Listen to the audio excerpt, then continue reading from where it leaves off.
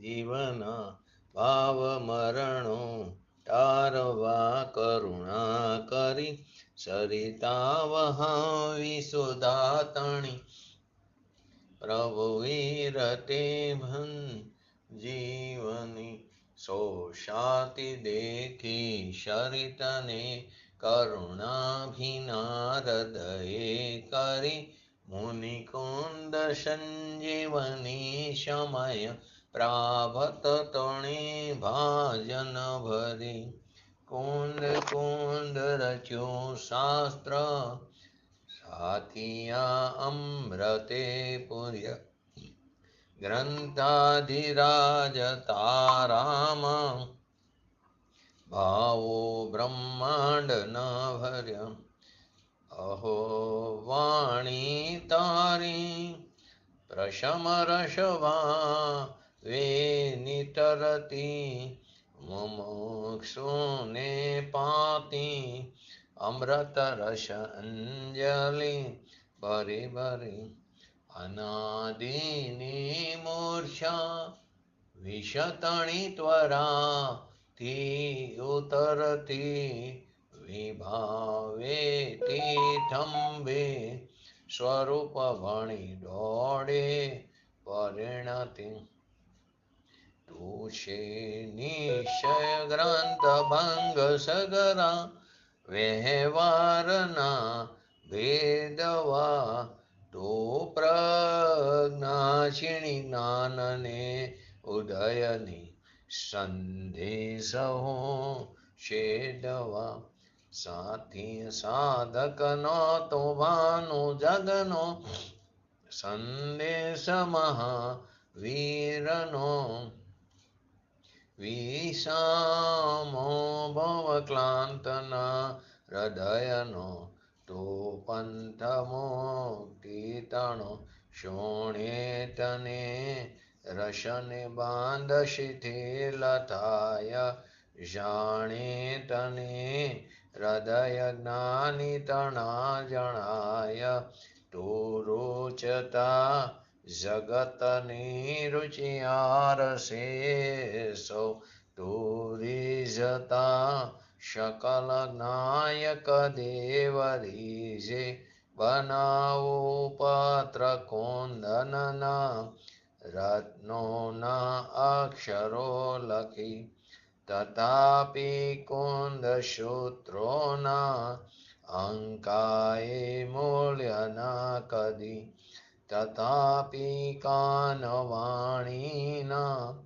અંકાએ મૂલ્ય ન કદી નમો લિંગટાણંગ નમો સિદ્ધાણંગ નમો અયરણમ નમો ઓજણમ નમો લોય સવ શ્રવણ ચતારી મંગલમ અર્હંતા મંગલમ સિદ્ધા મંગલમ શાહુ મંગલમ કેવલી પંતો ધમ્મો મંગલમ ચતારી લોગોત્તમા અર્હંતા લોગોત્તમા સિદ્ધા લોગોત્તમા શાહુ લોગોત્તમા કેવલી પંતો ધમ્મ લોગોત્તમા ચતારી શરણ ભોજામી અર્હંતે શરણ ભોજામી સિદ્ધે શરણ ભોજામી શાહુ શરણ ભોજામી કેવલી પંતો ધમ્મો શરણ ભોજામી ઓમ નમો અર્હંતામ.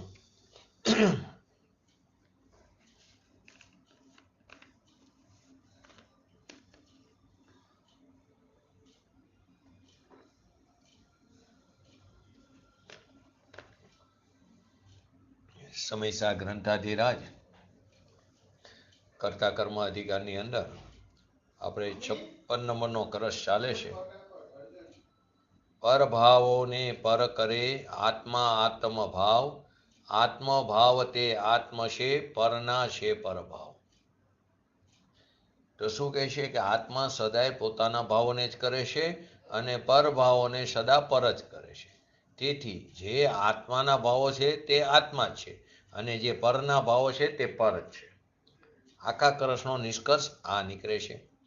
એમાં આપણે એટલે ટૂંકમાં સ્વ અને પરની પૂર્ણ ભિન્નતા બતાવી છે અને શું સ્પષ્ટ કરવામાં આવ્યું છે? આત્મા પોતાના વિકારી અને અવિકારી ભાવોનો કર્તા છે અને પૂતગલાદિ પર પદાર્થો પણ પોતપોતાના વિકારી અને અવિકારી ભાવોનો કર્તા છે.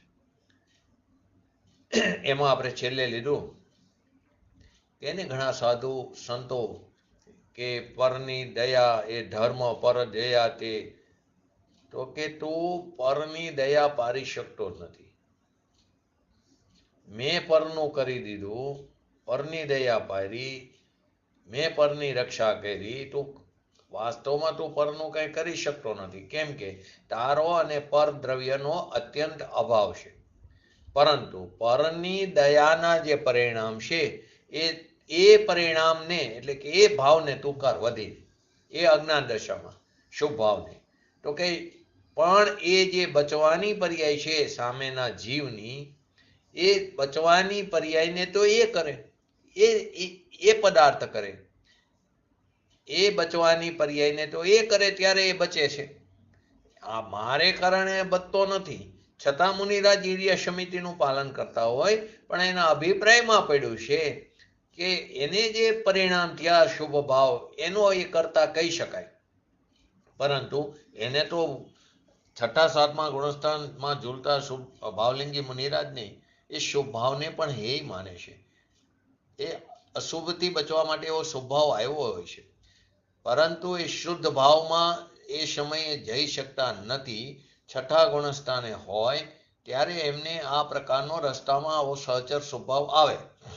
એમની પરિણીતિ શુદ્ધ જ્ઞાયક તરફ ટકેલી હોય છે, શુદ્ધ પરિણીતિ, પરંતુ એમને આવો ભાવ આવે. પણ એ ભાવનો એક કરતા કહી શકાય, એ તો એ કરતા નથી, એ તો જ્ઞાતા દ્રષ્ટા હોય, એ અલગ વસ્તુ છે. પણ એ જે બચવાની પર્યાય છે એ બચવાની પર્યાયને તો કોણ કરે? એ કરે. મારાથી કેવી રીતે બચે છે? પણ આપણે તો શું કે મેં જીવને બચાવ્યા, મેં જીવનું રક્ષણ કરું, તો કે તું મોંઢ મોહી મિથ્યા દ્રષ્ટિ છે. તો કે ખરેખર તને આચાર્ય ભગવાન એમ કે તને તારા સ્વભાવનું ભાન નથી. આપણે શું કરી રહ્યા છીએ એને આપણને ખબર નથી, અને બીજામાં શું થાય છે, એ બીજામાં શું થાય છે એને લઈને થાય છે, એની તને ખબર નથી. બીજામાં જે કંઈ થઈ રહ્યું છે એ તો એને કારણે થઈ રહ્યું, એની પણ તને ખબર નથી. અને આપણે શું કરીએ? બીજામાં ફેરફાર કરવા મથી રહ્યા છીએ, બીજાનું કરવા માટે આપણે ચાલી નીકળ્યા છીએ. દેશને સુધારો, સમાજને સુધારો છે ને બધી વાત. તો કે તું ખરેખર તને તારું ભાન નથી. છેલ્લે લીધું તું કે ખાણે ખાણે પર, ખાવા ઉપર, દાણા દાણા ઉપર શું કહે છે કહેવત? એક એક દાણામાં ખાનારનું નામ છે. તો કે ખાનારનું નામ દાણે દાણે પર છે ને કહેવત. તો કે એના ઉપર એની મોર છાપ છે. એનો અર્થ શું છે?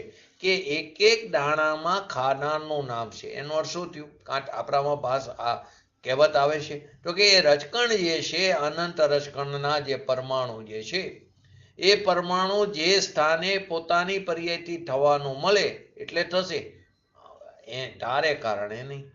એ પરમાણુ, એ રજકણ જે છે, અનંત રજકણ, એ અનંત રજકણના પરમાણુ જે સ્થાને પોતાની પર્યાયથી થવાનું મળે ત્યારે થશે, મારે કારણે નહીં. કોઈ એમ કહે જો રોટલો ઉપાડીને હું ખાઉં છું, રોટલો ઉપાડીને કાંઈ આપણે રોટલીને ઉપાડી એને એના કટકા કરી, તો કે તું ખાતો નથી, છે ને વસ્તુ વિજ્ઞાન સારમાં. પણ તું એ સમયે તું રોટલીને ખાતો નથી, પણ તું એ રાગને કરીશ. એ રાગ ભાવનો તું કરતા શું અજ્ઞાન દશામાં. પણ એ રોટલીની પર્યાય, એ રોટલાની પર્યાય ઊંચી નીચી થાય, એટલે કે ઊંચી કરી પછી એના કટકા કરી, તો એ પર્યાયનો કરતા એ પરમાણુ છે. કારણ કે એ એનો ભાવ છે, એનો એ કરે અને આપણો આપણે કરી. આવી વિતરાગ માર્ગની વાત છે. પરંતુ વિતરાગ માર્ગની વાતની ખબર ન મળે, માટે કીધું આની વાત જગતથી આકરી છે. અને આપણે એમ માની છીએ કે અમે તો વિતરાગને માનીએ છીએ. તો ખરેખર તું આવો અભિપ્રાય લઈને બેઠો છું, તો કે તું વિતરાગને માનતો જ નથી. દ્રવ્યનું સ્વરૂપ શું છે એને માનતો નથી. ગુરુ શું કહે છે એના હૃદયના મર્મને, એના અભિપ્રાયને જાણતો નથી. અને શાસ્ત્રને શું કહેવું છે એની આપણને ખબર નથી. કેમ કે શાસ્ત્રમાં અર્થ સ્વચ્છંદે પોતાની રીતે કરી લે છે. તો કે આત્મા તો સદા, એટલે કે ત્રણેય કાળની વાત કરી, પોતાના ભાવોને કરે છે. અને કેમ? તો કે પોતાના ભાવો છે ને તો એ ખરેખર પોતે જ છે. પોતાના ભાવોને કરે છે તો પોતાના જે ભાવો છે તે ખરેખર પોતે જ છે. પોતાની જે દશા રાગ દ્વેષ આદિ વિકારી એ પોતે કરે છે, એમ અહીંયા સિદ્ધ કરવું છે. અને પરની દશા તે પરભાવ છે. પોતાની જે દશા રાગદ્વેષાદી વિકારી ભાવને એ જીવ કરે એમ અહીંયા સિદ્ધ કરવું છે. અને પરની જે દશા છે તે પરભાવ છે. પરની દશા એટલે કે શરીરનો સંયોગ રહેવો કે વિયોગ થવો એ આત્માને આધીન નથી. એ આત્માને આધીન નથી. જો કોઈ માણસ કોઈનું મર્ડર કરી નાખે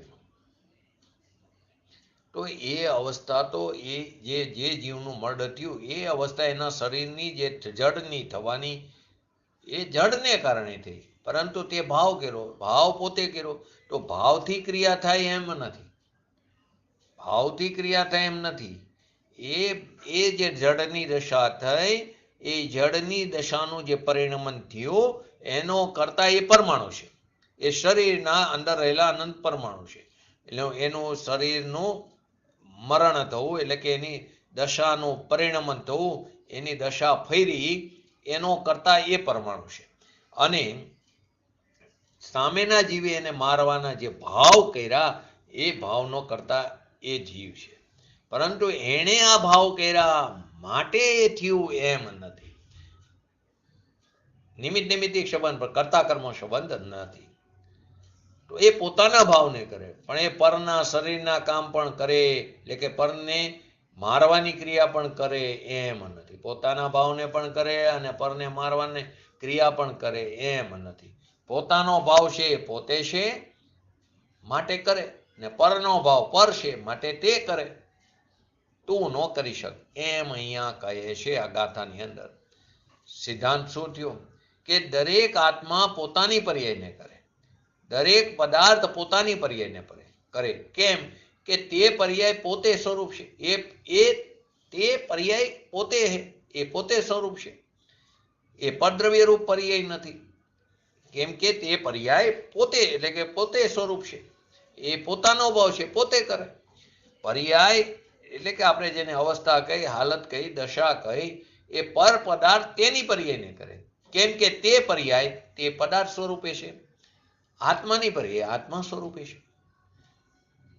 હવે કે છે કે પદ્રવ્યના કરતા કર્મપણાની માન્યતાને અજ્ઞાન કહીને, પદ્રવ્યના કરતાપણાની માન્યતાને અજ્ઞાન કહીને, એટલે શું કીધું? શરીર, વાણી, મન એની જે ક્રિયાઓ જે થાય છે એને હું કરું એને તો આપણે આપશ્રીએ કોણ છે? પંચમ આરોનો શિષ્ય, અપ્રતિબદ્ધ શિષ્ય. કેવો છે? પાત્ર શિષ્ય. એ એમ કહે છે કે તમે કહો છો કે શરીર, વાણી, મનની જે ક્રિયાઓ થાય એને હું કરું, એને તો તમે અજ્ઞાન કીધું. એવું જે માને એને તમે મિથ્યા દ્રષ્ટિ કીધું. પદ્રવ્યના કરતાપણાની માન્યતા. આત્મા પોતાના ભાવને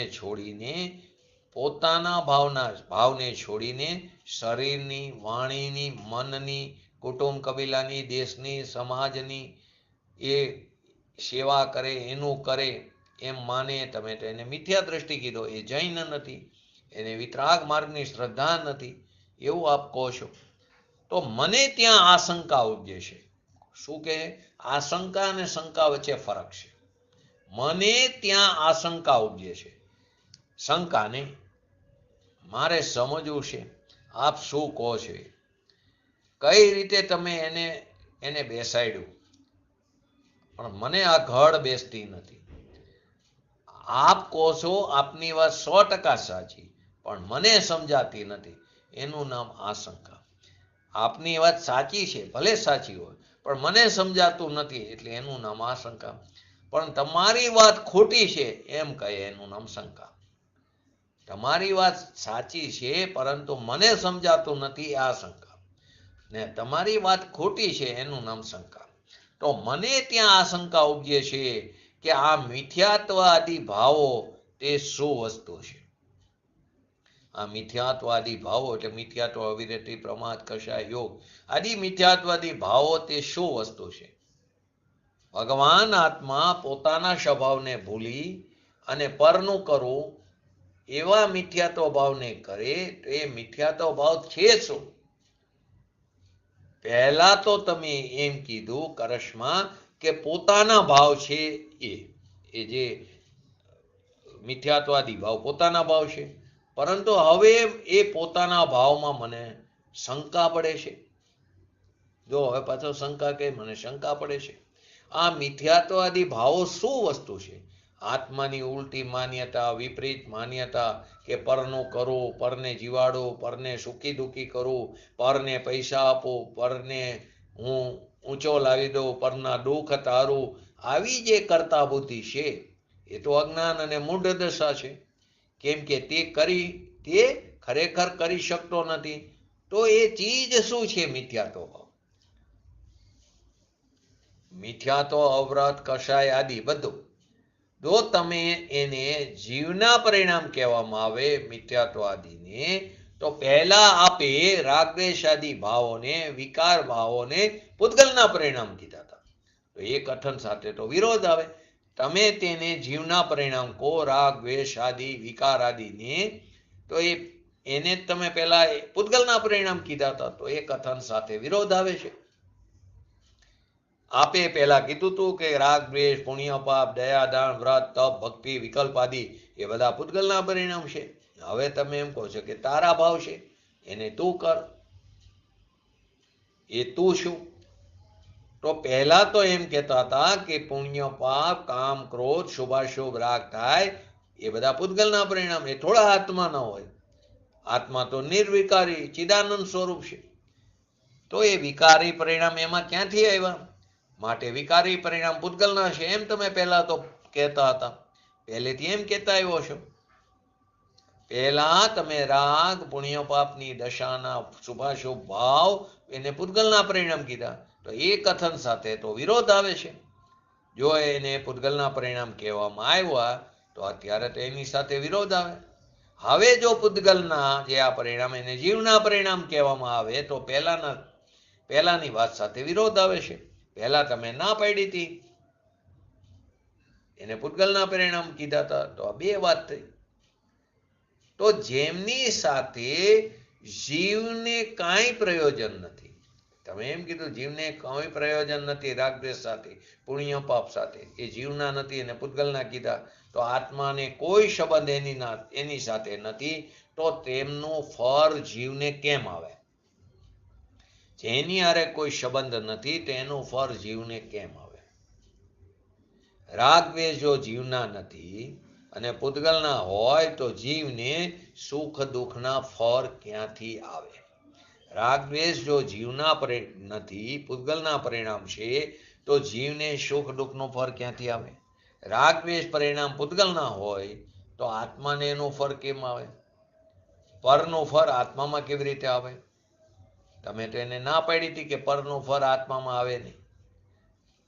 શિષ્ય પણ કેવો લીધો, એને આગળનું બધું યાદ છે. પાત્ર શિષ્ય આત્મા સિવાય પર વસ્તુ, શરીર, વાણી, મન, કર્મ આદિ જે પર પદાર્થ છે, સ્ત્રી, કુટુંબ, કબીલા આદિ, એને હું કરું છું, હું એને સુખી દુઃખી કરું, એને હું મદદ કરું, મારાથી એ બધા નભી રહ્યા છે, એનાથી હું નભી રહ્યો છું, એમ જે માને એને તો આપે પહેલા મિથ્યા દ્રષ્ટિ કીધો હતો.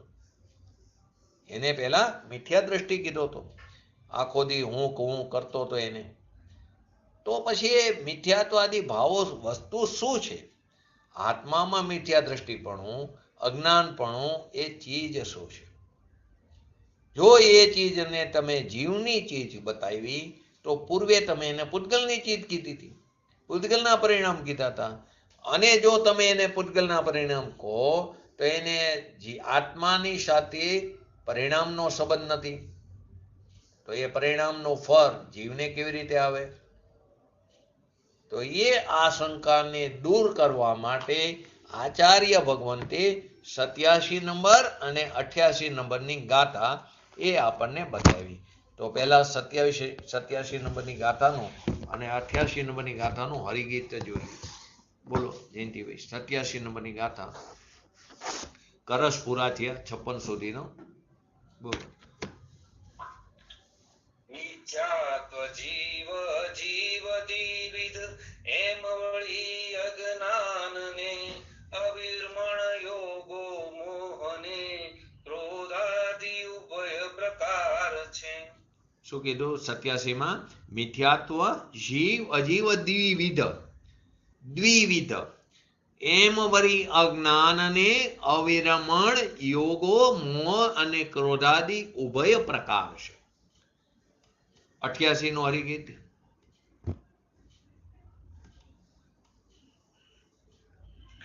મિથ્યાત્વને અજ્ઞાન આદિ અજીવ પૂદગલ કર્મ છે. અજ્ઞાનને અવિરમણ વળી મિથ્યાત્વ જીવ ઉપયોગ છે. મિથ્યાત્વ ને અજ્ઞાન આદિ અજીવ પૂદગલ કર્મ છે. અજ્ઞાન ને અવિરમણ વળી મિથ્યાત્વ જીવ ઉપયોગ છે. તો શું કે છે અહીં? જીવ મિથ્યાત્વ અને અજીવ મિથ્યાત્વ ના ભેદથી, જીવ મિથ્યાત્વ અને અજીવ મિથ્યાત્વના ભેદથી મિથ્યાત્વ બે પ્રકારનું છે. જો આવ્યું ને, મિથ્યાત્વ જીવ અજીવ દ્વિવિધ. તો કે મિથ્યાત્વ, જીવ મિથ્યાત્વ અને અજીવ મિથ્યાત્વ એ ભેદથી મિથ્યાત્વના બે પ્રકાર બતાવ્યા. તેવી જ રીતે એમ વરી અજ્ઞાનને, એવી જ રીતે અજ્ઞાન, પછી કે ને અવિરમણ યોગો મોહ ને ક્રોધાદિ ઉભય પ્રકાર છે. તેવી જ રીતે અજ્ઞાન, અવિરતિ, યોગ, મોહ અને ક્રોધાદિ પણ, એટલે ક્રોધ, માન, માયા, લોભ આદિ ક્રોધાદિ પણ જીવ અને અજીવના ભેદથી બબે પ્રકારે હોય છે. તો આવ્યું મિથ્યાત્વ જીવ અજીવ દ્વિવિધ એમ વરી અજ્ઞાન ને અવિરમણ યોગો ને મોહ ને ક્રોધાદિ ઉભય પ્રકાર છે. ઉભય પ્રકાર એટલે કે બબે પ્રકારે હોય છે. પછી કે છે કે જે મિથ્યાત્વ, યોગ, અવિરતિ અને અજ્ઞાન અજીવ છે તે તો પૌદ્ગલિક કર્મ છે, અને જે અજ્ઞાન, અવિરતિ અને મિથ્યાત્વ જીવ છે તે ઉપયોગ છે. 88 માં શું કીધું? મિથ્યાત્વ ને અજ્ઞાન આદિ અજીવ પૂદગલ કર્મ છે. અજ્ઞાન અને અવિરમણ વરી મિથ્યાત્વ જીવ ઉપયોગ છે. એટલે કે મિથ્યાત્વ, જે મિથ્યાત્વ, યોગ, અવિરતિ અને અજ્ઞાન અજીવ છે તે તો પૌદ્ગલિક કર્મ છે, અને જે અજ્ઞાન, અવિરતિ અને મિથ્યાત્વ જીવ છે તે ઉપયોગ છે. તાત્પર્ય શું થયું? કે આ મિથ્યાત્વાદી ભાવો જે છે એ ચેતનના વિકાર પણ છે અને પૌદ્ગલિક કર્મોની પ્રકૃતિઓ પણ છે. એ મિથ્યાત્વાદી ભાવો છે એ ચેતનના વિકાર પણ છે અને પૌદ્ગલિક કર્મની પ્રકૃતિઓ પણ છે. તેથી તે ચેતન પણ છે મિથ્યાત્વાદી ભાવો, અને અચેતન પણ છે. તો આ ગાથાને આત્મખ્યાતિમાં વધારે સ્પષ્ટ કર્યો. શું કર્યું? કે મિથ્યાત્વ, અજ્ઞાન, અવિરતિ આ બધા જે ભાવો છે એને એક્ઝામ્પલથી લીધું. મોર અને દર્પણની જેમ, મોર અને દર્પણની જેમ જીવ અને અજીવ દ્વારા ભાવવામાં આવતા હોવાથી જીવ પણ છે અને અજીવ પણ છે. એને વિસ્તારથી સમજાવ્યું. જો એ એક્ઝામ્પલને વિસ્તારથી સમજે એ પહેલા આવી જ વસ્તુ બીજે પણ આવી હતી. આગળ આપણે એની એકવાર સમજી ગયા છે. આવી જ વસ્તુ 7 તત્વોમાં અથવા તો 9 તત્વોમાં આવી હતી. શું આવી હતી એની અંદર? કે જે 7-9 તત્વ લો તમે, આશ્રવના 2 ભેદ ગણો તો 9 તત્વ લો, તો 9 તત્વમાં કેટલા દ્રવ્ય છે ને કેટલી પર્યાય છે? જયંતિભાઈ? જીવ અને અજીવ બે દ્રવ્ય છે, બાકી એમની પર્યાયો છે. બાકીની જે 7 છે તે પર્યાય પણ બંનેની, જીવની પણ છે અને અજીવની પણ પર્યાય છે. બરાબર? તો આપણે એને સમજી, એટલે આમાં તરત ખ્યાલ આવશે. પછી ઓલું મોર અને દર્પણના એક્ઝામ્પલથી સમજીએ. તો પેલું તો આપણે જીવ અજીવ, પછી આશ્રવ લો. આશ્રવ એટલે શું? તો કે સંસારી જીવમાં શુભ અને અશુભ એવી એક અરૂપી અવસ્થા પર્યાયમાં થાય છે. સંસારી જે જીવ છે એની અંદર શુભે થાય, અશુભ થાય એવી એક અરૂપી અવસ્થા પર્યાયમાં થાય છે. તે ભાવ તે આશ્રવ ભાવ, તે ભાવ તે આશ્રવ ભાવ છે. હવે તે જ સમયે નવીન કર્મનો, એટલે કે જે પૂદગલ રજકણોનું કારમાણ શરીરમાં આવવું થાય એ જ સમયે થાય છે. કર્મની પોતાની યોગ્યતાથી પણ સમય એક છે. તો તે સમયે નવીન કર્મોનું, એટલે કે પૂદગલ રજકણોનું કારમાણ શરીરમાં આવવું થાય છે. હવે એ પૂદગલ પરમાણુ જે છે એની યોગ્યતાથી ખરેખર તો આવે છે. કારમાણ શરીર એક ક્ષેત્ર વગાય આત્મા પ્રદેશ સાથે સંયોગ સંબંધથી રહેલું છે કારમાણ શરીર. તો આત્માનું જે વર્તમાન પર્યાય છે એ વર્તમાન પર્યાયના ભાવ પ્રમાણે એની યોગ્યતાથી, કર્મની યોગ્યતાથી કર્મના જે પૂતગલ રજકણો છે એ પૂતગલ રજકણો કર્મો તે સ્વયં સ્વતઃ આવે છે. સ્વયં તે સ્વતઃ આવે છે. આત્માની સાથે કારમાણ વર્ગણાનું બનેલું કારમાણ શરીર, આત્માની સાથે કારમાણ વર્ગણાનું બનેલું કારમાણ શરીર એક ક્ષેત્રે રહેલું છે. ત્યાં તે જ ક્ષેત્રે નવા કર્મો પણ સ્વયં આત્માના ભાવ પ્રમાણે, આત્માના ભાવ પ્રમાણે, ભાવને કારણે ભાવ પ્રમાણે એટલે કે નિમિત્ત નિમિત્તિક સંબંધ છે, આત્માના ભાવ પ્રમાણે બંધને પામે છે. એટલે કે એનું આગમન થાય છે. શું કીધું? આત્માના વર્તમાન પર્યાયના ભાવ પ્રમાણે એની યોગ્યતાથી કર્મના પૂતગલો એટલે કે રજકણો એ સ્વયં સ્વતઃ આવે છે. આત્માની સાથે કારમાણ વર્ગનાનું બનેલું કારમાણ શરીર એક ક્ષેત્રે રહેલું છે. ત્યાં તે ક્ષેત્રે નવા કર્મો પણ સ્વયં આત્માના ભાવ પ્રમાણે બંધને પામે છે. એટલે કે એનું આગમન થાય છે. જેવી રીતે લો ચુંબક પણ, જે લો ચુંબક છે એ લો ચુંબક પણ પાસે લોઢાની જે સોય છે એ સ્વયં જઈને ચોંટી જાય છે. સોનાની સોય નથી ચોંટતી, પણ લોઢાની સોય સ્વયં ચોંટી જાય છે. એવી રીતે બીજું એક્ઝામ્પલ લો, અખાડાની અંદર તેલ માલિશ કરેલો કોઈ કસરત બાદ હોય એને ધૂળના રજકણો ચોંટે. તેલ લગાડેલું હોય એને ધૂળના રજકણ ચોંટે, અને બાજુમાં તેલ લગાડ્યા વગરનો કોઈ માણસ ઊભો હોય, સ્નાન કરીને ઊભો હોય, એને એ ચોંટતું નથી ધૂળના રજકણ. સમયસરમાં એક્ઝામ્પલ આપ્યું છે આગળ 237માં. તો આશ્રવ વખતે જીવની અશોધ પર્યાય તે નિમિત્ત માત્ર છે. આશ્રવ વખતે જીવની અશુદ્ધ પર્યાય નિમિત્ત માત્ર છે. એવા આશ્રવના બે પ્રકાર કીધા, એક દ્રવ્ય આશ્રવ અને એક ભાવ આશ્રવ. તો દ્રવ્ય આશ્રવ એ અજીવની પર્યાય થઈ, ભાવ આશ્રવ તે જીવની પર્યાય થઈ. તો દ્રવ્ય આશ્રવ કોને કીધો? તો કે સમયે સમયે નવીન કર્મનું આત્માની સાથે એક ક્ષેત્રે કારમાણ શરીરમાં આગમન થવું. નવીન નવીન કર્મોનું આત્માની સાથે જે ક્ષેત્રે રહેલું જે કારમાણ શરીર છે એની સાથે આગમન થવું. એ જે યોગ્ય રજકણો જ આવે હો પાછા, એ યોગ્ય રજકણો સ્વયં સ્વતઃ આવે પોતાની યોગ્યતાથી. ત્યારે ત્યાં જીવની અશુદ્ધ પર્યાય નિમિત્ત માત્ર છે. એને દ્રવ્ય આશ્રવ કીધું. હવે ભાવ આશ્રવ કોને કીધું? કે સમયે સમયે જીવમાં જે શુભાશુભ ભાવો અવસ્થામાં થાય છે તે ભાવ આશ્રવ છે. સમયે સમયે જીવમાં જે શુભાશુભ ભાવ થાય આપણને પણ, એ શુભાશુભ ભાવ જે આપણી પર્યાયમાં થાય છે તે ભાવ આશ્રવ છે. ત્યારે પૂર્વ કર્મનો ઉદય ત્યાં નિમિત્ત માત્ર છે. આપણે કહીએ દ્રવ્ય કર્મનું નિમિત્ત ભાવ કર્મ, ભાવ કર્મનું નિમિત્ત દ્રવ્ય કર્મ, એ વાત છે. તો એ ભાવ આશ્રવ છે. હવે આના પણ બે ભેદ પડે, પુણ્ય અને પાપ. બંને આશ્રવના ભેદ છે, પેટા વિભાગ છે. તેમાં પણ પુણ્ય આશ્રવ, પાપ આશ્રવ, તેમાં ભાવ પુણ્ય, દ્રવ્ય પુણ્ય, ભાવ પાપ, દ્રવ્ય પાપ. તો જ્યાં દ્રવ્ય પાપ છે અથવા તો દ્રવ્ય પુણ્ય છે તે અજીવની પર્યાય છે.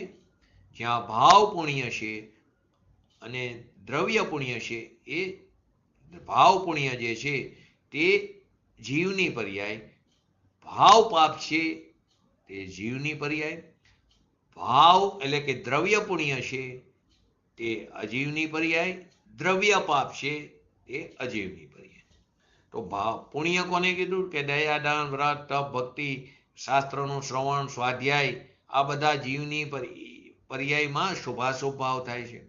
હવે એ કેવા છે શુભાશુભ ભાવ? અરૂપી છે. નિશ્ચયથી જુઓ તો તે અશુદ્ધ ભાવ છે. ભલે શુભ હોય પણ અશુદ્ધ ભાવ છે. એમાં પુણ્યનો બંધ પડે છે, એ બંધ ભાવ છે.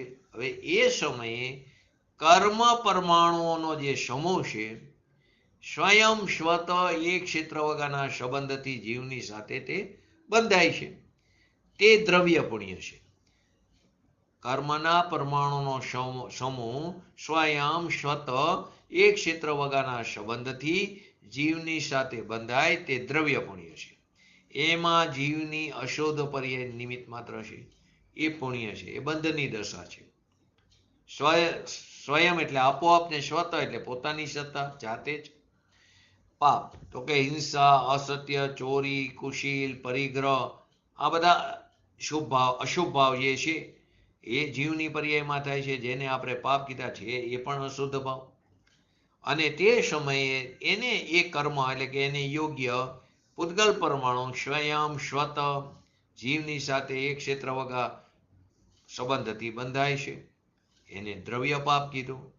એમાં જીવની અશોધ પર્યાય નિમિત્ત માત્ર છે. તો દ્રવ્ય પુણ્ય આવ્યું અને દ્રવ્ય પાપ આવ્યું. પરમાર્થી જો નિશ્ચયથી જો તો વાસ્તવમાં પાપ અને પુણ્યના ભાવ એ કેવા છે? શુભાશુભ ભાવ. તે ખરેખર તો આપણા માટે અહિત કરશે, એનાથી તો આત્માને બંધ પડે. તો આત્મા દ્રવ્યના નિમિત્તે થતી વર્તમાન પર્યાયમાં એ ભાવો થાય છે, તે ખરેખર તો ક્ષણિક અશુદ્ધ અવસ્થા છે. દ્રવ્ય પુણ્ય કે પાપ પૂતગલ કર્મ પરમાણુ આત્માનું કંઈ પણ હિત કે અહિત કરી શકતા નથી. આત્મા ચેતન છે ને એ અચેતન છે, તો બંને વચ્ચે કેવો છે? અત્યંત અભાવ છે. તો ઓલા પૂતગલ રૂપી કર્મના પરમાણુ આત્માના પ્રદેશ સાથે બંધાણા, એની યોગ્યતાથી બંધાણા. જ્યારે પાપ હતું ભાવ પાપ, ત્યારે એ પ્રકારના કર્મ બંધાણા, તે દ્રવ્ય પાપ કીધું.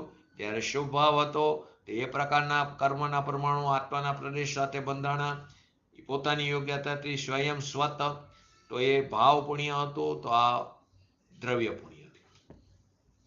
હવે બંધની વાત લો, તો બંધની અંદર પણ દ્રવ્ય બંધ અને ભાવ બંધ થયો.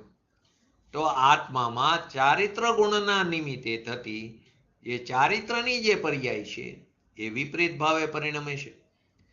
ત્યારે રાગ, દ્વેષ, પુણ્ય, પાપ આદિ વિકારી ભાવો થાય છે. જીવના ચારિત્ર ગુણના નિમિત્તે થતી ચારિત્રની પર્યાય વિપરીત ભાવે પરિણમે, ત્યારે રાગ, દ્વેષ આદિ વિકાર ભાવ થાય છે.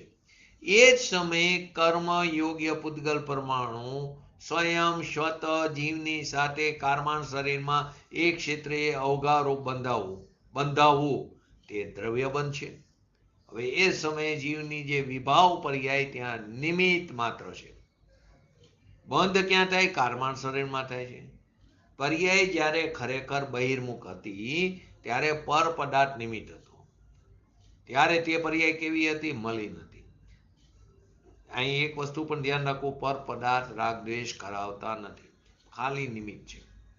પર્યાય જ્યારે અંતર્મુખ થાય છે ત્યારે ત્યાં નિયમ રૂપે નિમિત્ત કોણ છે? સ્વદ્રવ્ય જ હોય છે.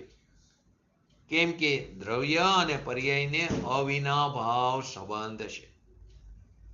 એટલે પર્યાયે સાચી સમજણ કરી, એને જેવી સાચી સમજણ કરી, પરનું લક્ષ્ય છોડ્યું અને સ્વનું લક્ષ્ય કર્યું, એટલે કે ત્રિકારી શુદ્ધ દ્રવ્યને નિમિત્ત બનાવ્યું. તુરંત જ પર્યાય કેવી થઈ? નિર્મળ થઈ. એની દશા સ્વયં બદલી ગઈ. તો એને જ આપણે કીધું અનંતો પુરુષાર્થ ઉપડ્યો, એનું નામ જ સમ્યક દર્શન કીધું. દ્રવ્યનું લક્ષ્ય કર્યું, ખરેખર એમ કેવું એ પણ સદભૂત વ્યવહાર નહીંનું કથન છે.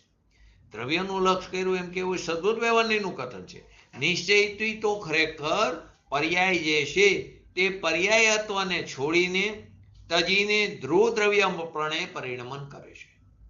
ધ્રુવ દ્રવ્યમય પરિણમન કરે છે નિશ્ચયથી.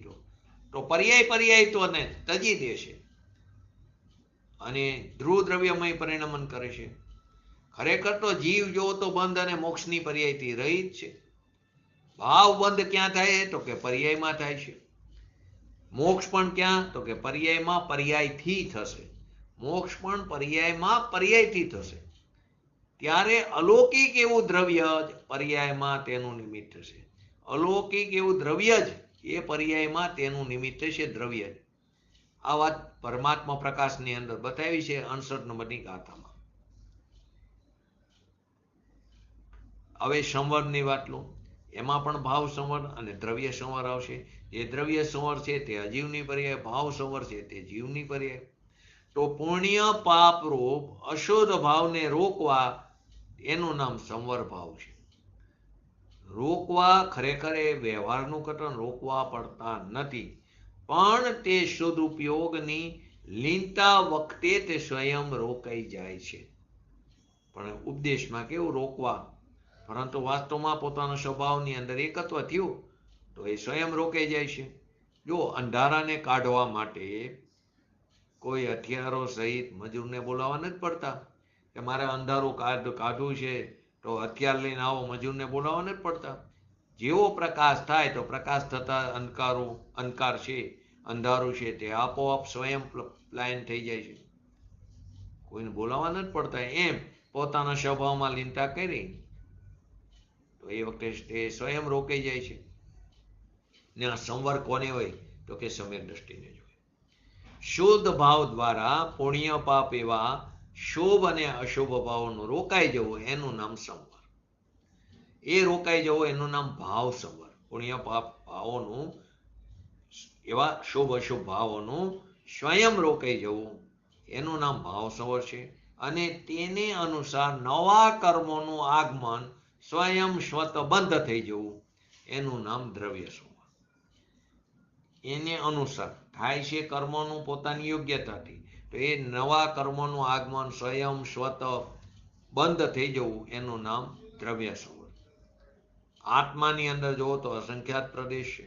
એક એક પ્રદેશ ઉપર કેવી અનંત કેવી છે કર્મણાઓ.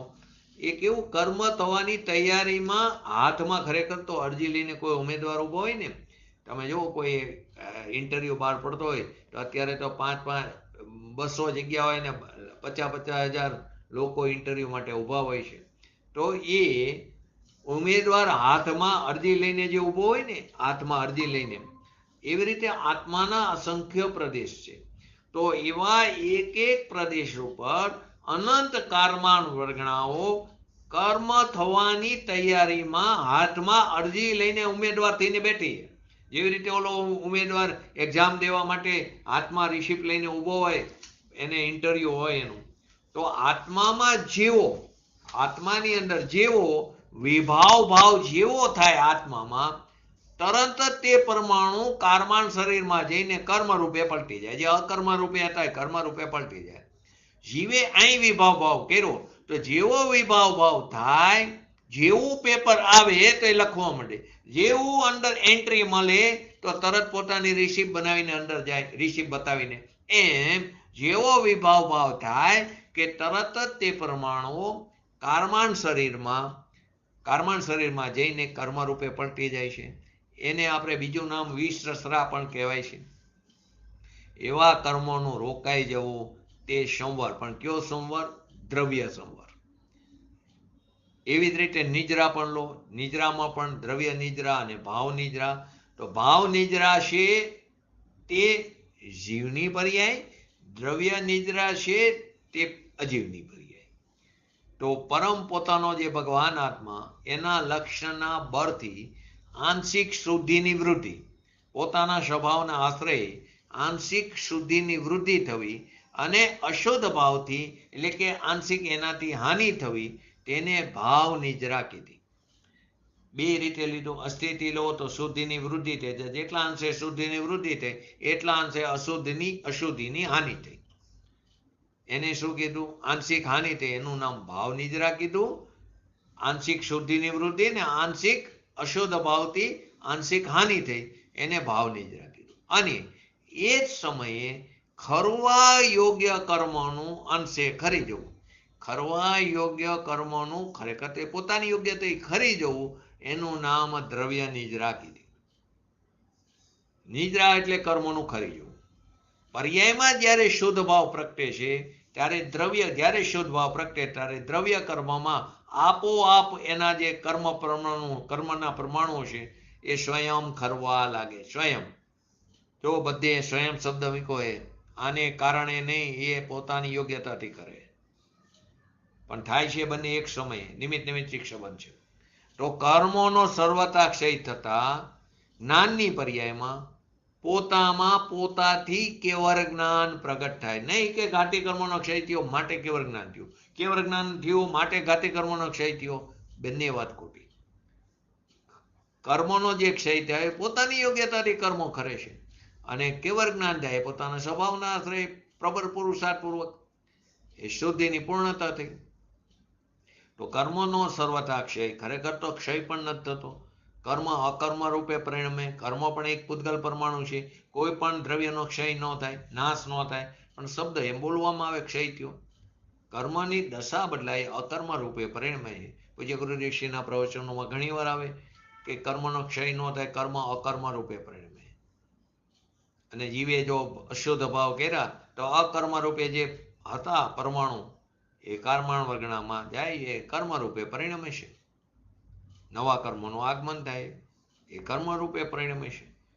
અહીં કે છે કર્મનો સર્વતા ક્ષય થતા જ્ઞાનની પર્યાયમાં પોતામાં પોતાથી કેવળ જ્ઞાન પ્રગટ થાય છે. નિમિત્ત નિમિત્તિક સંબંધ છે, ક્યાંય કરતા કર્મ સંબંધ નથી. ત્યારે જ્યારે થાય પૂર્ણતા, ત્યારે જ્ઞાનની પર્યાયના અનંત અવિભાગ પ્રતિષેધ, જે શક્તિનો નાનામાં નાનો અંશ, એ અનંત અવિભાગ પ્રતિષેધોમાં નિરાવરણ થઈ જાય. કોઈ પણ પ્રકારનું આવરણ નથી હોતું. હવે મોક્ષ, તો મોક્ષમાં પણ બે, દ્રવ્ય મોક્ષ અને ભાવ મોક્ષ. દ્રવ્ય મોક્ષ છે તે અજીવની પર્યાય છે, ભાવ મોક્ષ છે તે જીવની પર્યાય છે.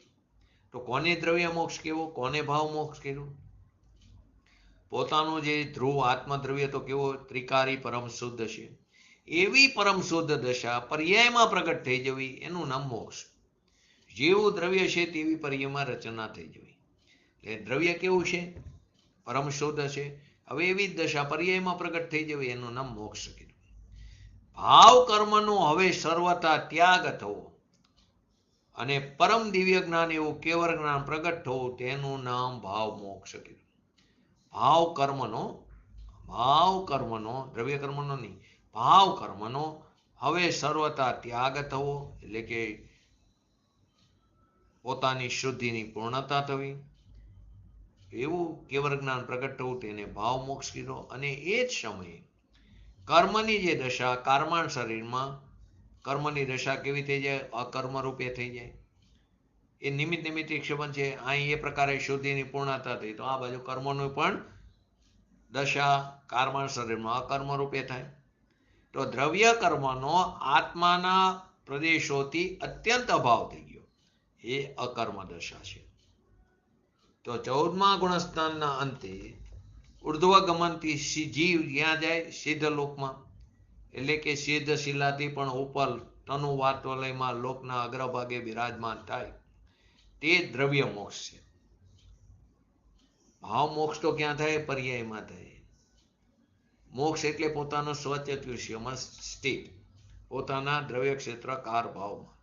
તો આ પ્રકારે દ્રવ્ય મોક્ષ, ભાવ મોક્ષ, દ્રવ્ય નિદ્રા, ભાવ નિદ્રા, દ્રવ્ય સંવર, ભાવ સંવર, દ્રવ્ય બંધ, ભાવ બંધ, દ્રવ્ય આશ્રવ, ભાવ આશ્રવ, દ્રવ્ય પુણ્ય, ભાવ પુણ્ય, દ્રવ્ય પાપ, ભાવ પાપ. આપણે આ 7 તત્વની જીવ અને અજીવની પર્યાયો લીધી. અહીં અત્યારે આ ગાથામાં પણ આ જ વાત બતાવી રહ્યા છે. 87 નંબરની ગાથામાં શું કીધું? 87 નંબરની ગાથામાં જીવ મિથ્યાત્વ અને અજીવ મિથ્યાત્વ, જીવ મિથ્યાત્વ અને અજીવ મિથ્યાત્વના ભેદથી મિથ્યાત્વ 2 પ્રકારનું કીધું. અને એવી જ રીતે અજ્ઞાન, અવિરતિ, યોગ, મોહ અને ક્રોધાદિ પણ જીવ અને અજીવના ભેદથી 2 પ્રકારે છે. માટે શું આવ્યું હરિગીતમાં? મિથ્યાત્વ જીવ અજીવ દ્વિવિધ એટલે 2 પ્રકારે. એમ વરી અજ્ઞાન અને અવિરમણ યોગો, મોહ અને ક્રોધાદિ ઉભય પ્રકાર એટલે 2 પ્રકારના. અને 88માં કીધું મિથ્યાત્વને અજ્ઞાન આદિ અજીવ પૂદગલ કર્મ છે, અજ્ઞાનને અવિરમણ વરી મિથ્યાત્વ જીવ ઉપયોગ છે. એટલે કે જે મિથ્યાત્વ, યોગ, અવિરતિ અને અજ્ઞાન અજીવ છે તે તો પૌદ્ગલિક કર્મ છે, અને જે અજ્ઞાન, અવિરતિ અને મિથ્યાત્વ જીવ છે તે ઉપયોગ છે. એનો શું કર્યો આપણે કે મિથ્યાત્વાદી ભાવો તે ચેતનના વિકાર પણ છે અને પૌદ્ગલિક કર્મની પ્રકૃતિ પણ છે. એથી એ ચેતન પણ છે અને અચેતન પણ છે મિથ્યાત્વાદી ભાવો. આની અંદર આપણે મોર અને દર્પણના એક્ઝામ્પલથી આગળ સમજીએ. તો કે જેવી રીતે વાદળી, લીલો, પીળો એ આદિ વર્ણરૂપે ભાવો છે, સમયસરમાં આ જ એક્ઝામ્પલ છે કે જેમ વાદળી, લીલો, પીળો આદિ વર્ણરૂપે ભાવો એ મોરના પોતાનો સ્વભાવ હોવાથી મોર વડે જ ભાવવામાં આવે છે. મોરના હોય ને આ બધા કલર હોય, વાદળી, લીલો, એની પાંખ ફેલાવે, તો એ આદિ વર્ણરૂપે જે ભાવો છે એ મોરના પોતાના સ્વભાવ હોવાથી મોર વડે જ ભાવવામાં આવે છે, મોરમાં જ મળી આવે છે. તેથી તેઓ કેવા છે? મોર છે. આગળનું આવ્યું ને તે આપણે આગળની 56 નંબરમાં શું આવ્યું? 56 નંબરના કળશની અંદર કે પરભાવોને પર કરે આત્મા આત્મ ભાવ, આત્મભાવ તે આત્મ છે, પરના છે પરભાવ. એટલે કે આત્મા સદાય પોતાના ભાવોને જ કરે છે અને પરભાવોને સદા પર જ કરે છે. એટલે કે સર્વ દ્રવ્ય પોતાના ભાવોને જ કરે છે. તેથી જે દ્રવ્યના ભાવો છે તે દ્રવ્ય જ છે. તો કે આ મોરના ભાવો છે, મોરમાં જ મળી આવે છે, માટે તેથી તે મોર જ છે.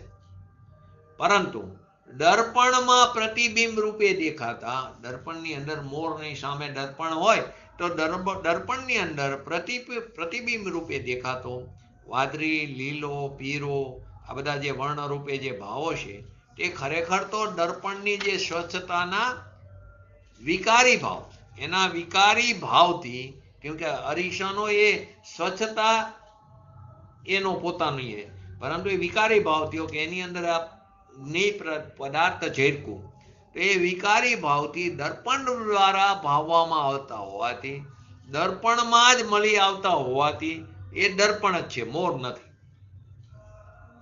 જેવી રીતે દર્પણની આગ સામે અગ્નિ હોય, હવે જો એ દર્પણમાં ઝરકે છે અગ્નિ, પણ એ દર્પણનો અગ્નિ એ દર્પણ જ છે, દર્પણની જ અવસ્થા છે. હવે જો એ અગ્નિ હોય તો દર્પણ ગરમ થઈ જવો જોઈએ, એને જુઓ તો બરફ હોય તો એ ઠંડો થઈ જવો જોઈએ, તો કેમ નથી? ઠંડુ બરફ તો દૂર પડ્યો, અગ્નિ પણ દૂર છે. તો એ જે દર્પણમાં મળી આવતા ભાવો તે દર્પણ જ છે. અહીં મોરનું એક્ઝામ્પલ તો મોરની. એવી જ રીતે મિથ્યા દર્શન, અજ્ઞાન, અવિરતિ આદિ પૌદ્ગલિક રૂપી જે કર્મના ભાવો છે, કર્મરૂપ ભાવો, તે અજીવના પોતાના સ્વભાવ હોવાથી અજીવ દ્વારા જ ભાવવામાં આવે છે.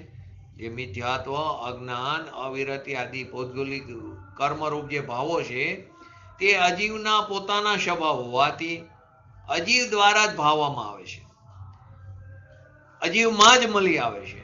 તેથી તેઓ અજીવ જ છે. પરંતુ પૂદગલ કર્મના ઉદય અનુસાર આત્મામાં ઉત્પન્ન થનારા મિથ્યા દર્શન, અજ્ઞાન અને અસંયમ આદિ ભાવો પૂદગલ કર્મના ઉદય અનુસાર, પૂદગલ કર્મનો ઉદય આવ્યો એને અનુસાર થાય છે જીવમાં પોતાને કારણે, પોતાની ભૂલને કારણે. પરંતુ જેવો કર્મનો ઉદય આવ્યો એની સ્થિતિ પૂરી થાય તો એ અનુભાગ જે થયો, એટલે કે ઉદય આવ્યો, તો એ ઉદય અનુસાર આત્મામાં ઉત્પન્ન થનારા મિથ્યા દર્શન, અજ્ઞાન, અસંયમ આદિ જે ભાવો છે એ ચૈતન્યના ભાવો હોવાથી તે જીવ દ્વારા ભાવવામાં આવે છે. તેથી તે જીવ જ છે, જીવમાં જ મળી આવે છે. તો બે વાત, જીવ મિથ્યાત્વ અને અજીવ મિથ્યાત્વ. આનાથી શું નિશ્ચિત થયું કે નિશ્ચયથી જે મિથ્યા દર્શન, જે અજ્ઞાન, જે અવિરતિ આદિ અજીવ છે તેઓ તો અમૂર્તિક ચૈતન્ય પરિણામોથી ભિન્ન મૂર્તિક પર પદાર્થ છે. ફરીવાર શું કીધું? શું નિશ્ચયથી કીધું કે મિથ્યા દર્શન, અજ્ઞાન, અવિરતિ આદિ જે ભાવ અજીવ છે તેઓ તો અમૂર્તિક જે પોતાનો ચૈતન્ય ભગવાન આત્મા છે એ અમૂર્તિક ચૈતન્ય પરિણામોથી તે ભિન્ન, એ બધા કેવા છે? મૂર્તિક પૂદગલ પદાર્થ, પૂદગલ કર્મ છે. અને જે મિથ્યા દર્શન, અજ્ઞાન, અવિરતિ આદિ જીવ છે તેઓ મૂર્તિક પૂદગલ કર્મથી ભિન્ન ચૈતન્ય પરિણામના વિકાર છે. જે મિથ્યા દર્શન, અજ્ઞાન, અવિરતિ આદિ જીવ છે તો એની સામેની બાજુ કે તેઓ મૂર્તિક પૂદગલ કર્મથી કેવા છે? ભિન્ન છે, ચૈતન્ય પરિણામ એના વિકાર છે. અહીં મોર અને દર્પણમાં પ્રતિબિંબિત, મોર અને દર્પણમાં પ્રતિબિંબિત મોરના ઉદાહરણના માધ્યમથી જીવ અને અજીવના મિથ્યાત્વાદી ભાવોને સમજાવવામાં આવ્યા છે. મિથ્યાત્વાદીને સમજાવવામાં આવ્યા છે. મોરમાં જોવામાં આવે વાદળી, લીલો, પીરો આદિ એ રંગ તો મોરથી અભિન્ન હોવાથી મોર જ છે. મોરની આદે ઉપર જે કલર હોય એ મોરથી કેવો હોય છે? અભિન્ન જ હોય છે. પરંતુ દર્પણમાં પ્રતિબિંબિત થનારા મોરમાં જે વાદળી, લીલા, પીળા રંગો જે દેખાય છે તેમનામાંના મોરનું કાંઈ પણ નથી, એ મોર નથી. આ વસ્તુને આપણે નહીંમાં પણ સમજ્યા હતા, જ્ઞાન નહીંમાં, ક્રિયા નહીંમાં. તો તેમનામાંના મોર, એમાં ભેદ ઉપરની વાત હતી, તો તેમનામાંના મોરનું કાંઈ પણ નથી. કારણ કે તેઓ મોરના જ નિમિત્તથી થનારા દર્પણનો જ પરિણામ છે. તે ખરેખર તો શું? મોરનું નિમિત્ત છે. તો મોરના નિમિત્તથી થનારા દર્પણના જ પરિણામોનો છે, મોરના નથી. એનું તાત્પર્ય શું થયું? દર્પણમાં જોવામાં આવતો મોર તે મોર છે જ નહીં. દર્પણમાં મોર જોવામાં આવે, મોર છે જ નહીં. તે શું છે? ખરેખર તો દર્પણ છે. એ દર્પણની જ સપાટી છે. એવી જ રીતે કારમાણ વર્ગના રૂપ પૌદ્ગલિક જે સ્કંધો છે તે મિથ્યાત્વાદી પ્રકૃતિ રૂપે પરિણમે છે. તે મિથ્યાત્વાદી પ્રકૃતિ તો દ્રવ્ય મિથ્યાત્વાદી છે, અજીવ મિથ્યાત્વાદી છે. પરંતુ તે જ મિથ્યાત્વાદી કર્મોનો ઉદય અનુસાર જીવમાં થનારા પર કર્તૃત્વ બુદ્ધિ રૂપી મિથ્યાત્વાદી જે ભાવો છે એ જીવના વિકાર હોવાથી તે જીવ જ છે. ફરીવાર શું કીધું? એવી જ રીતે એક્ઝામ્પલથી કે કારમાણ વર્ગના રૂપી જે પૌદ્ગલિક સ્કંધો છે તે મિથ્યાત્વાદી પ્રકૃતિ રૂપે પરિણમે છે, એટલે કે અજીવ મિથ્યાત્વની વાત છે.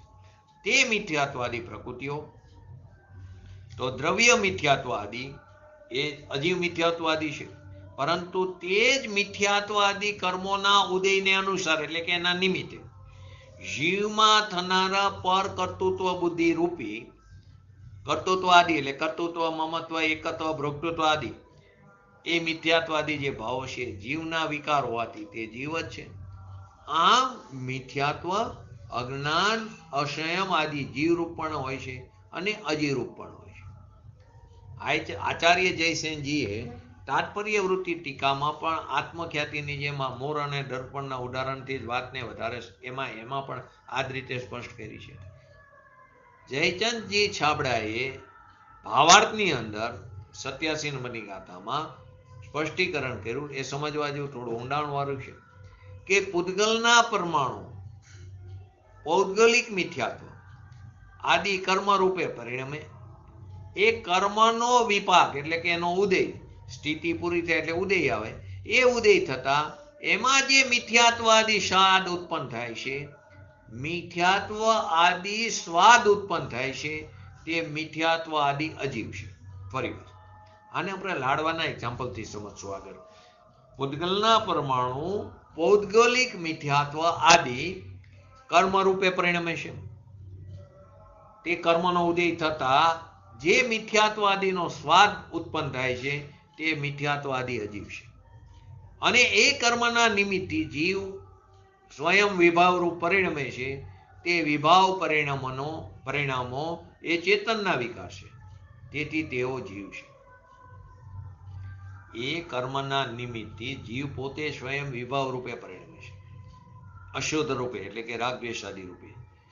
તો એ વિભાવ પરિણામો એ રૂપે જીવ એટલે કે એની પર્યાય, તો એ વિભાવ પરિણામો ચેતનના વિકાર છે, તેથી તે જીવ છે. અહીં એ જાણવું કે મિથ્યાત્વ આદિ કર્મની પ્રકૃતિ એ પૂદગલ દ્રવ્યના પરમાણુ છે અને જીવ કેવો છે? પોતે ઉપયોગ સ્વરૂપ છે.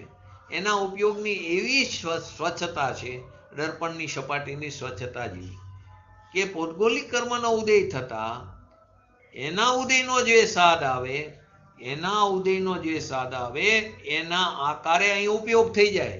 જેવો સ્વાદ આવે જે પ્રકારનો, એ પ્રકારે અહીં ઉપયોગ થઈ જાય છે. અજ્ઞાનને કારણે એ સ્વાદનું અને ઉપયોગનું ભેદ જ્ઞાન નથી. આપણને નથી એ ભેદ જ્ઞાન. અજ્ઞાનીને અજ્ઞાન દશાને કારણે સ્વાદનું અને ઉપયોગનું ભેદ જ્ઞાન નથી. તેથી તે સ્વાદને જ પોતાનો ભાવ જાણે છે. હવે જ્યારે એમને એનું ભેદ જ્ઞાન થાય છે, એટલે કે જીવ ભાવને જીવ જાણે છે અને અજીવ ભાવને અજીવ જાણે છે, ત્યારે મિથ્યાત્વનો અભાવ થઈને સમ્યક જ્ઞાન થાય છે. આનું પૂજ્ય ગુરુદેવશ્રીની આપણે આને કાલ વિશેષ સમજશું. આનો ભાવાર્થ પૂજ્ય ગુરુદેવશ્રીએ વધારે સ્પષ્ટ કર્યું કે જીવને પોતાના મિથ્યાત્વ ભાવોનું વેદન તો થાય છે, પરંતુ જડ મિથ્યાત્વનું વેદન જીવને થતું નથી. પોતાના મિથ્યાત્વ ભાવનું વેદન તો થાય છે જીવને, પરંતુ જડ મિથ્યાત્વનું એટલે કર્મનું વેદન જીવને નથી થતું. જ્ઞાનમાં જડના રસનો ખ્યાલ આવે. જ્ઞાનમાં જડના રસનો લાડવો ખાય તો લાડવાના સ્વાદનો ખ્યાલ જ્ઞાનમાં આવે. જ્ઞાનમાં જડના રસનો ખ્યાલ તો આવે, પણ અજ્ઞાની શું માને છે કે હું લાડવો ખાઉં છું, હું જડનો સ્વાદ લઉં છું. જડની પર્યાય રૂપી છે, એ અરૂપી જીવમાં આવતી નથી. જ્ઞાન જડના રસ અથવા સ્વાદને જાણે છે, પરંતુ તે જડનો સ્વાદ જ્ઞાનમાં પ્રવેશ કરી શકતો નથી. પરંતુ અજ્ઞાની શું માને છે, એ પ્રમાણે ન માનીને શું માને છે કે જડનો સ્વાદ મને આવ્યો, એમ માનીને મિથ્યાત્વ ભાવનું એ સેવન કરે અનાદિકાળથી. લાડવાનું એક્ઝામ્પલ પણ જોઈ લઈશ થોડું, કાલ વિશેષ બધું આની ફરીવાર ચર્ચા લેશું. કે જ્યારે લાડવો ખાય છે તો તેના સ્વાદનું જ્ઞાન થાય છે આપણને, પરંતુ લાડવો ગેરો છે, લાડવો આમ છે, કઠણ છે, નરમ છે, એના સ્વાદનું જ્ઞાન થાય, પરંતુ લાડુનો સ્વાદ જ્ઞાનમાં આવી જતો નથી.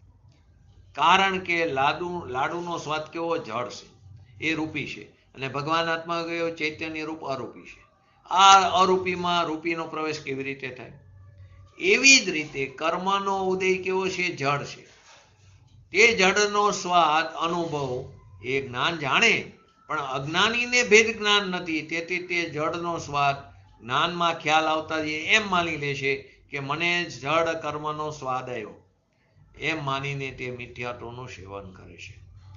તો કે કર્મનો ઉદયનો એનું ફળ આવતા જે મિથ્યાત્વાદીનો સ્વાદ ઉત્પન્ન થયો, તે મિથ્યાત્વાદી અજીવ છે. એ મિથ્યાત્વ કર્મના અનુભાગ અને અજીવ મિથ્યાત્વ કીધું. ટૂંકમાં એ ગાથાનું કહેવાનું એ છે કે મિથ્યાત્વ, અજ્ઞાન, અવિરતિ, જીવ અને અજીવના ભેદથી, ભાવ અને દ્રવ્યના ભેદથી બબે પ્રકારના હોય છે. તો આ 87 અને 88 નંબરની ગાથા આપણે સંક્ષિપ્તમાં સમજી. આ સંક્ષિપ્તમાં પણ કાલ વિશેષ સમજશું, અને પછી પૂજ્ય ગુરુદેવશ્રીના પ્રવચનના આધારે આપણે એને વિસ્તારથી સમજશું. તો આપણે આવી રીતે આપણા પોતાના ભાવોને યથાર્થ પ્રમાણે સમજી, જીવને જીવ અને અજીવને અજીવ યથાર્થપણે જાણી, એવી પરમ વિરલ ભાવના સાથે આજનું વ્યક્તિત્વ પૂરું કરું. જય જૈન. જીનવાણી સ્તુતિ.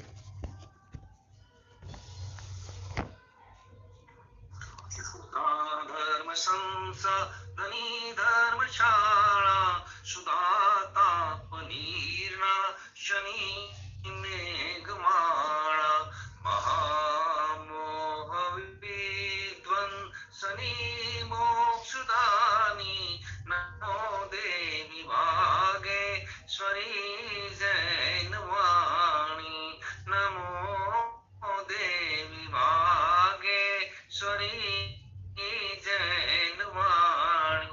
નમો રેંગટાણં, નમો સિદ્ધાણં, નમો હેરણમ, નમો વૈજાણમ, નમો લે સવ શ્રવણમ. ચત્તારી મંગલમ અરિહંતા મંગલમ, સિદ્ધા મંગલમ, શાહુ મંગલમ, કેવલી પંતો ધર્મો મંગલમ. ચત્તારી લુગટમાં અરિહંતા લુગટમાં, સિદ્ધા લુગટમાં, શાહુ લુગટમાં, કેવલી પંતો ધર્મો લુગટમાં. ચત્તારી શરણ ભોજામી, અરિહંતે શરણ ભોજામી, સિદ્ધે શરણ ભોજામી, શાહુ શરણ ભોજામી, કેવલી પંતો ધર્મો શરણ ભોજામી. બોલીએ શ્રી પંચ પરમેષ્ઠી ભગવંતોનું જય. બોલીએ શ્રી જીનવાણી માતનો જયો.